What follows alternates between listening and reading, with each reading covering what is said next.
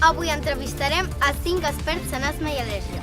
La primera que entrevistarem serà Jana, experta en asma. L'asma és una malaltia de l'aparell respiratori.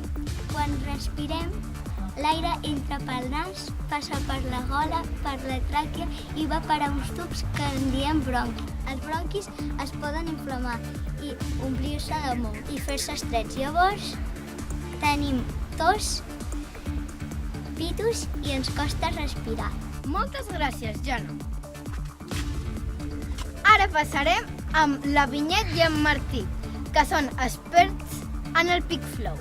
El PickFlow és un aparell que serveix per saber com estem de l'asma.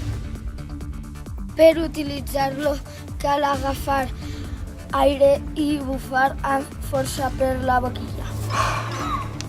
Una fletxa t'assenyala el valor que has fet. Cal fer el PickFlow sempre 3 cops i quedar-se amb el millor resultat. Moltes gràcies. Passarem amb la Paula, que és experta en al·lèrgia. Hi ha nois i noies que tenen al·lèrgia a un aliment i si el mengen poden tenir mal de panxa, ganes de vomitar. Es poden sortir taques a la pell i fins i tot es poden inflar els ulls o la boca. Si la reacció per culpa de menjar un aliment al qual som al·lèrgics és molt forta, pot ser que ens costi respirar i que haguem de fer servir ràpidament un medicament. Moltes gràcies, Paula.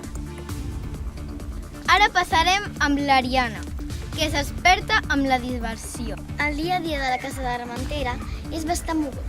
Juguen 3 cops al dia i a més els hi dona temps després de dutxar-se a cantar cançons a la guitarra i anar a la piscina. Hi ha un joc molt popular a la casa de colònies que són les bombardes, paper i farina. I l'altre joc és els folars, que només es necessita un tros de mocador. Moltes gràcies. I això ha sigut tot per avui.